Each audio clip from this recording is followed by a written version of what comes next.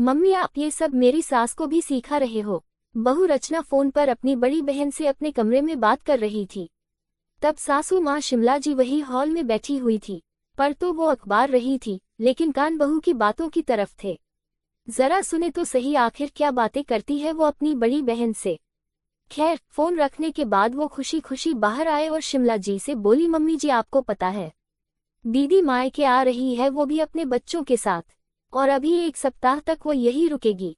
आखिर उन्हें काफी टाइम हो गया है यहाँ आए हुए। मेरी शादी के समय ही वो मायके रुकी थी। उसके बाद उनकी सास की तबीयत खराब रहने लगी और उनका रुकना ही नहीं हुआ।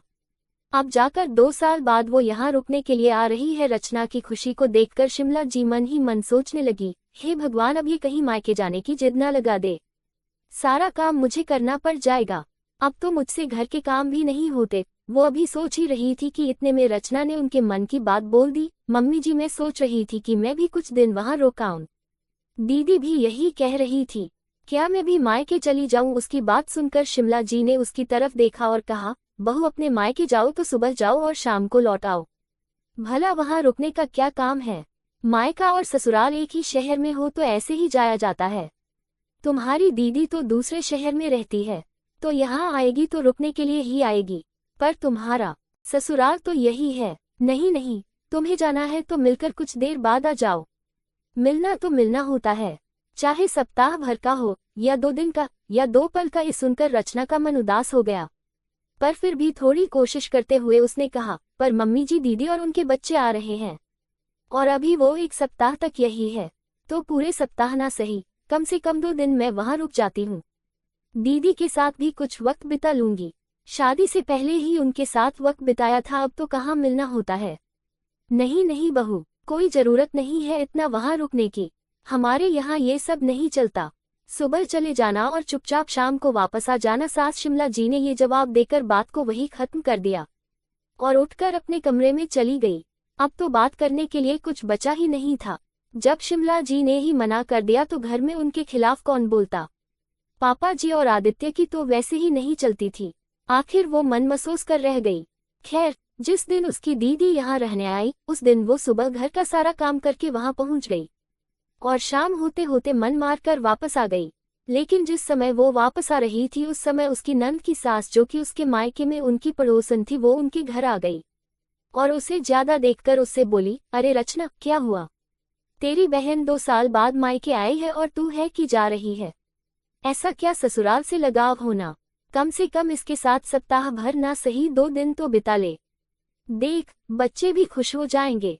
वो भी इतनी दूर से मौसी के पास आ गए। अब यहाँ पर मौसी ही रुकने का नाम नहीं ले रही। नहीं नहीं, मैं रुक नहीं सकती। मम्मी जी ने कहा है कि मिलकर वापस आ जाना।